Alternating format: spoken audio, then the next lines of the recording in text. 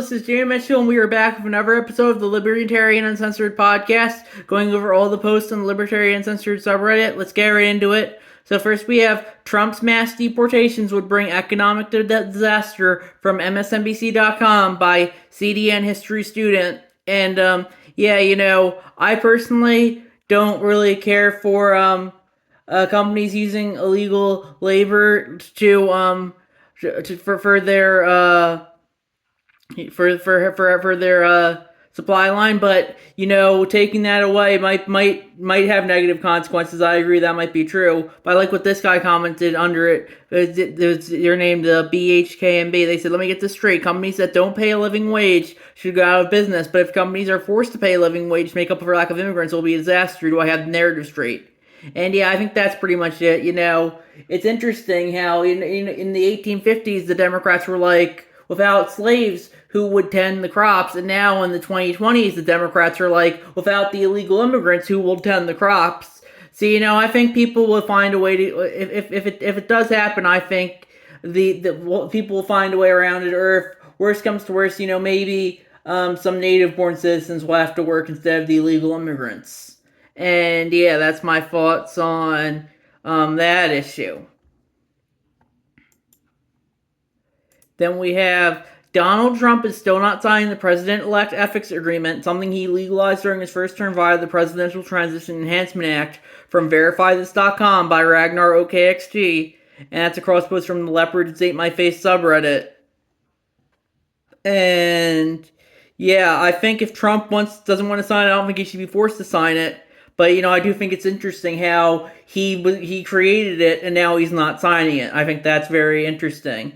But yeah, that's my thoughts there.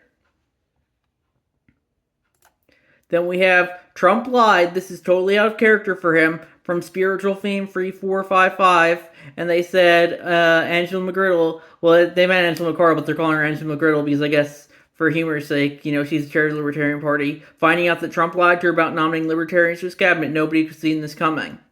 And yeah, I do think some people in his cabinet.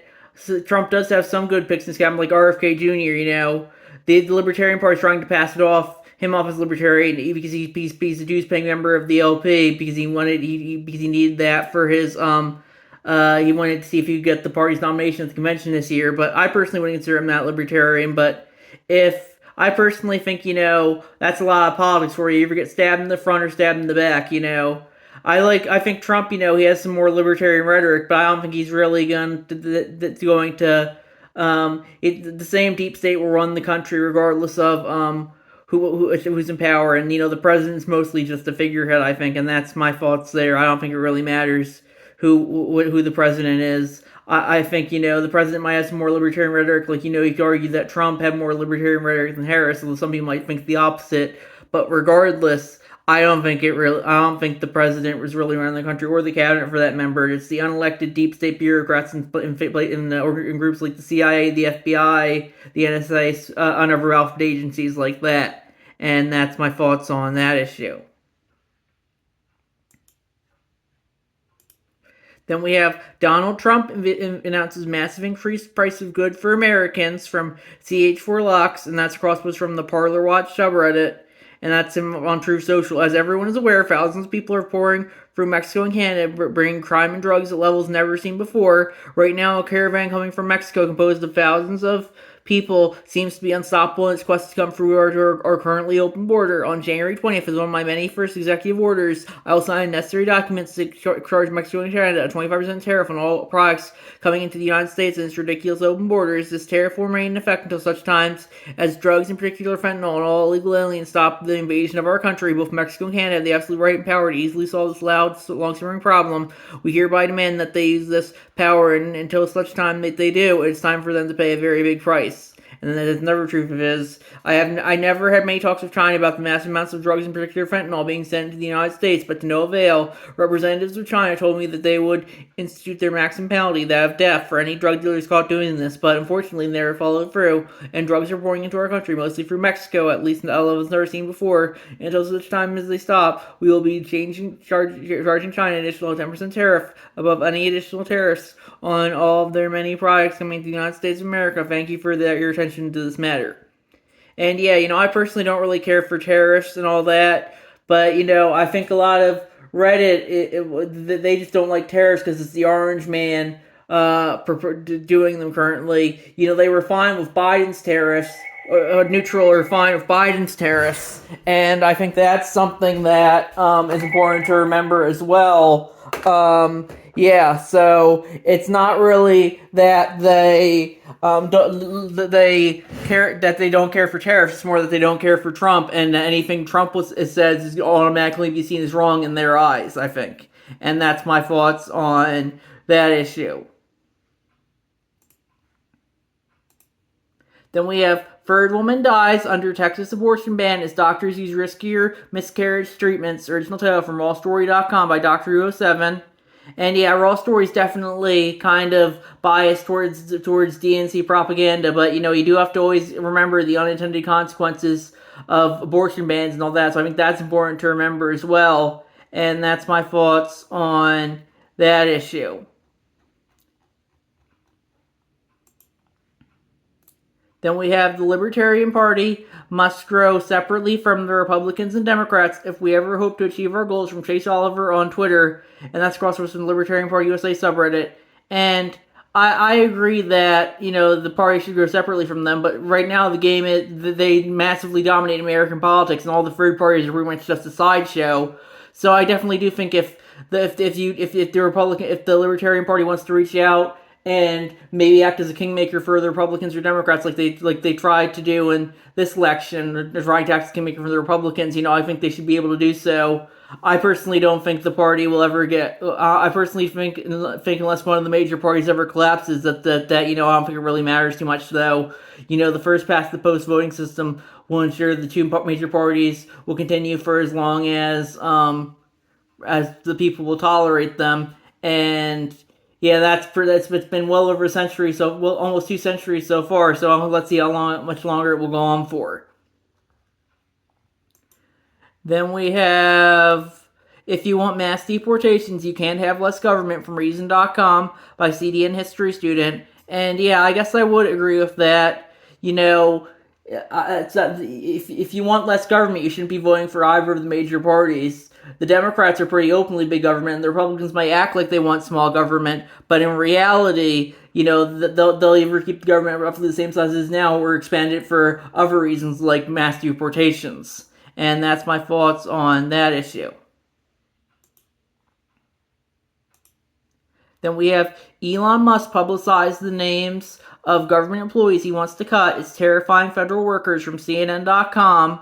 And yeah, I think that it's interesting how, Reddit's calling this doxing and saying that Elon should face penalties for it. But, I've seen Reddit do worse. They posted after Roe v. Wade got overturned 2 years ago, they posted the addresses of the conservative Supreme Court justices to a subreddit, and it's still up after all these years later. And that just goes to show you how, it only matters who's in the in-group and who's in the out-group. And yeah, it's interesting how you can't even talk about cutting government positions without them coming after you for it. That's a big reason I think they're really impossible to cut any government positions, because and even saying you might cut a position, they might come after you for it. And that's my thoughts on that issue.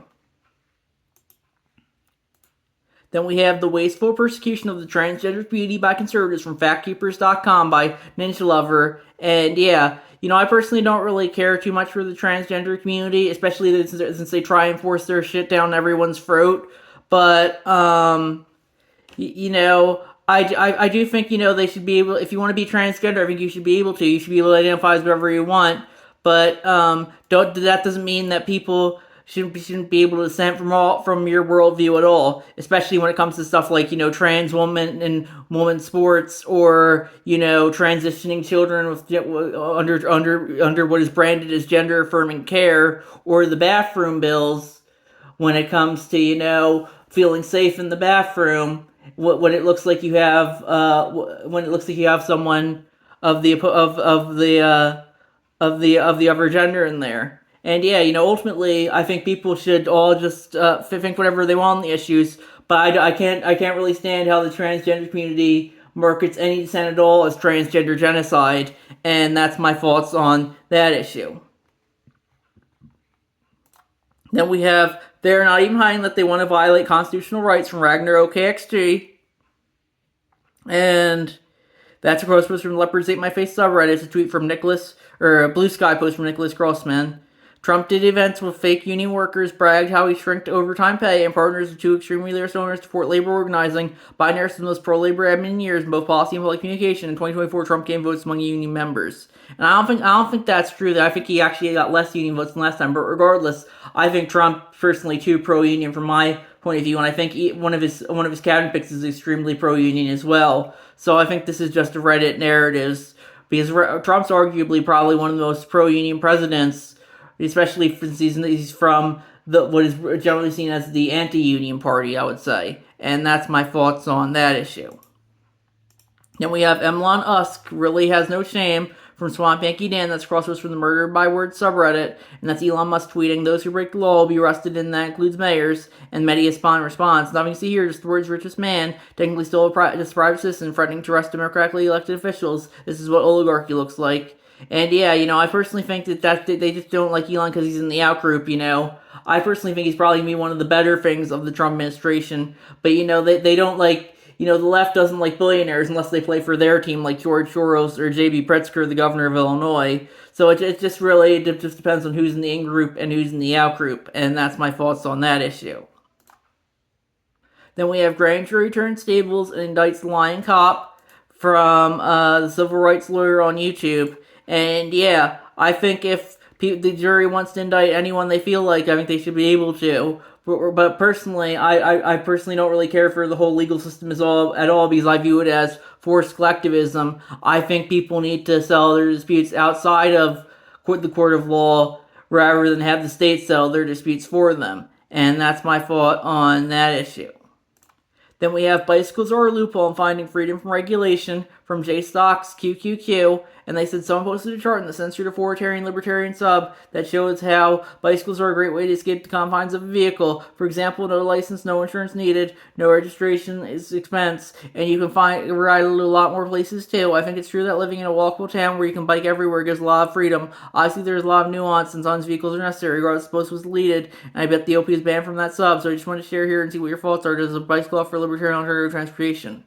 And yeah, I think if people do want to ride bikes, they should be able to. I think they should be able to travel however they feel like, and that's my thoughts on that issue.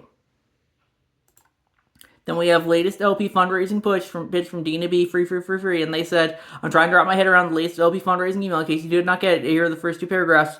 We are thrilled to announce a momentous achievement for the Libertarian Party. President-elect Donald Trump has officially nominated RFK Jr., a proud licensed member of the Libertarian Party, as the next Secretary of Health and Human Services. This is a groundbreaking moment for our party and all Americans who value transparency, personal choice, and medical freedom. With candidate Tim of HHS, we have a historic opportunity to shape health policy in a libertarian way, blah, blah, blah, yada, yada, yada. So while they are technically correct, the RFK Jr. is a Libertarian Party member. It's exactly as he doing for the LP, and how does he help anything that we give now give money to the LP. I've seen several statements from the news that I've not seen when we're answering to the LP or libertarianism. I'm missing something. And yeah, I definitely do agree that, RFK Jr. is a state in sheep's clothing like the rest of them. He might be one of Trump's better appointments, but I personally want to consider him to be libertarian. But with that being said, the Libertarian Party wants to market him as being a member of the Libertarian Party. I think they should be able to, and that's my thoughts on that issue. Then we have Trump plans to use military and deportations to stand up in court from Reuters.com by Ninja Lover. And yeah, I think if they want to justify using the military for every reason they want to, I think they should be able to. But with that being said, if people want to resist, I think they should be able to as well. And yeah, that's my thoughts on that issue. I personally think Trump's mostly all just talking gusto. I don't know if there will be mass deportations. I don't even think they'll be able to get any of the criminals out of here that are here illegally, like the violent criminals who are killing people like Laken Riley or Molly Tibbetts. But we'll see what happens, I guess. And that's my thoughts there. So I think we're gonna wrap it up there. I'll see you guys in the next episode. Bye.